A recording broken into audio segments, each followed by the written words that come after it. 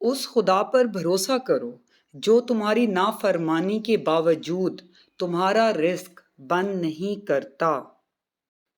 تمہاری عمر برابر گھٹتی جا رہی ہے، بس جو تمہارے ہاتھ میں ہے اس سے کسی کی مدد کر جاؤ۔ ظالموں کے ساتھ رہنا بذات خود ایک جرم ہے۔ نیک لوگ اپنے انجام سے خوفزدہ نہیں ہوتے۔ جس نے اپنی ماں کا پیر چوما، گویا اس نے جنت کی چوکھٹ کو بوسہ دیا۔